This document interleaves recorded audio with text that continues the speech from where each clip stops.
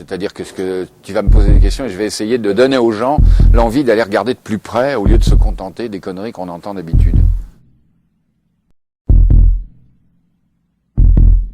C'est quelqu'un qui travaille, je dirais, en général comme salarié, pas comme libéral, hein, il n'est pas à son compte. Il travaille comme salarié, mais dans des conditions telles qu'il est ce qu'on appelle, il ressemble plus à un travailleur intérimaire, à un travailleur précaire, à un travailleur en contrat à durée déterminée, qu'à un travailleur canonique, c'est-à-dire quelqu'un qui travaille dans un contrat à durée indéterminée.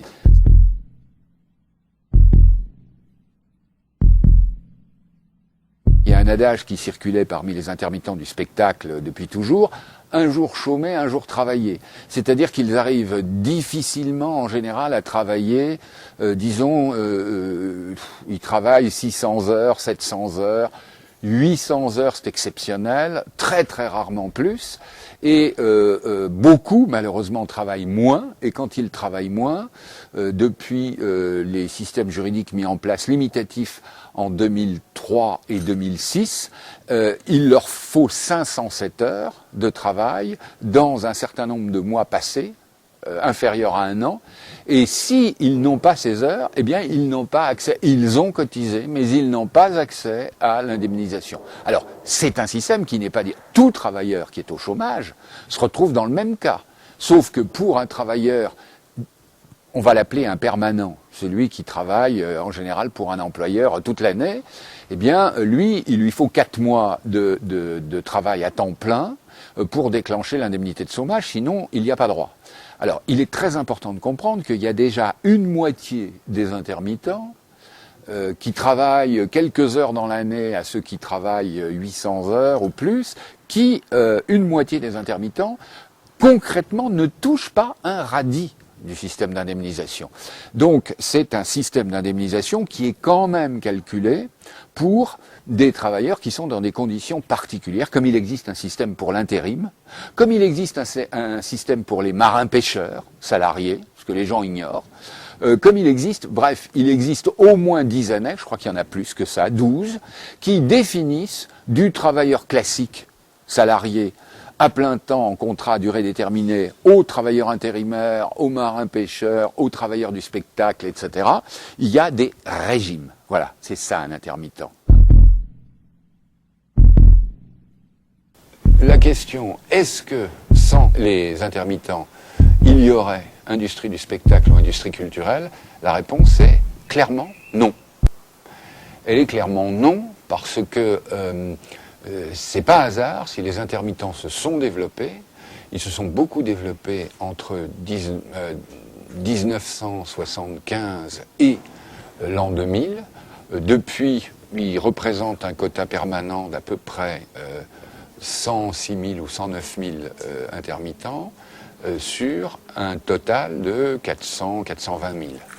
Donc on a à peu près 25 à 27% des effectifs qui sont dans ces industries particulières qui sont les industries culturelles, qui sont constituées des intermittents.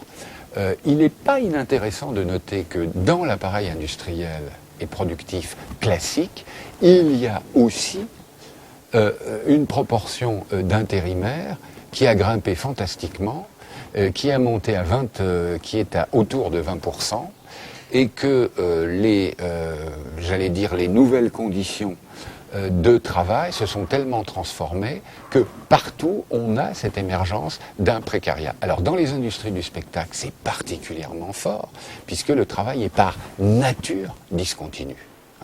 Une pièce de théâtre ne se joue pas à guichet fermé pendant 1 an, ou pendant 2 ans, ou pendant 3 ans. C'est des exceptions. Donc on voit très bien que les intermittents du spectacle sont une composante nécessaire. Sans intermittents du spectacle, il n'y a pas de festival. Parce qu'un festival, ça dure 1 à 2 semaines, voire 3 semaines par an, c'est tout.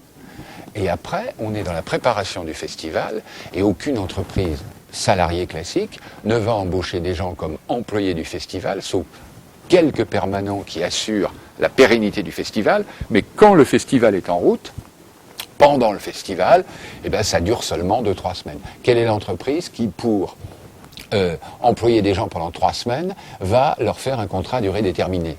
Aucune. Pourquoi les intermittents cristallisent-ils tellement de hargne et de méconnaissance? Méconnaissance de la presse qui raconte n'importe quoi sur les intermittents, mais rapport catastrophique, par exemple, de la Cour des comptes, qui, au lieu d'aller s'intéresser aux employeurs et à la façon dont les employeurs se servent de certains contrats d'intermittence, alors qu'ils pourraient permanentiser une partie des intermittents, je pense en particulier dans la publicité, à la publicité. Pourquoi la Cour des comptes, par exemple, émet-elle des jugements qui sont la dérive catastrophique du régime des intermittents? Il faut revenir sur ce statut qui n'en est pas un, il faut le supprimer, etc. Alors, il y a deux hypothèses.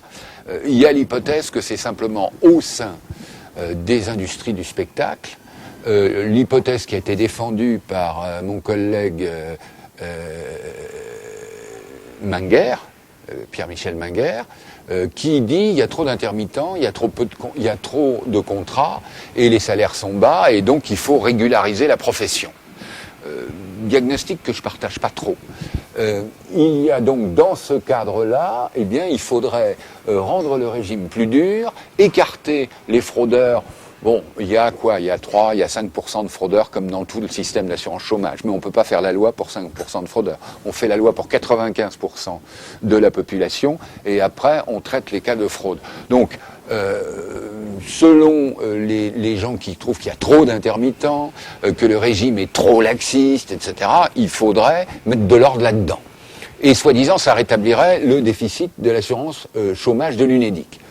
Or, on sait que petit A, il y a la moitié des intermittents qui ne touchent rien, donc qui cotisent mais qui ne touchent rien, que il y a ce qu'ils touchent est globalement autour de 1000 euros, c'est même pas le SMIC, et que, disons, les meilleures conditions d'indemnisation, contrairement à ce qu'on dit, prévoient des plafonds, que ça n'est pas parce qu'on va durcir le régime qu'on va diminuer le nombre des intermittents.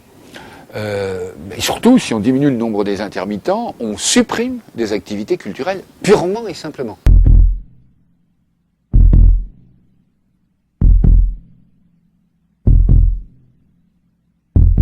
Il s'est trouvé que des gens de l'Inspection générale des finances et de l'Inspection générale des affaires sociales, en décembre 2013, c'est donc il y a moins de 6 mois, ou à peine 6 mois, ont rendu un rapport sur l'apport de la culture à l'économie de la France. Ça se trouve sur l'Internet. Hein. Et qu'est-ce que vous remarquez? Alors, les auteurs ont fait un inventaire systématique de ce qu'apportaient ces industries culturelles, notamment la valeur ajoutée, etc. Et ils ont regardé combien de valeur ajoutée. La valeur ajoutée, c'est l'élément fondamental, parce que c'est ce qu'on compte dans le PIB, dans le produit intérieur brut d'un pays. Ils ont regardé combien ça portait. Et alors, en 2011, ils ont basé leur calcul à ce moment-là, à partir, ils ne pouvaient pas le faire plus loin, parce que le rapport a été publié en 2013, donc ils n'avaient pas de chiffres, ou des chiffres pas cohérents pour le faire en 2012. Voilà, en 2011, ça donne les chiffres suivants. Les activités culturelles, en termes de valeur ajoutée des activités culturelles avec la valeur ajoutée des autres branches de l'économie, c'est très simple, les activités culturelles arrivent au 2e rang derrière l'agriculture et les industries alimentaires.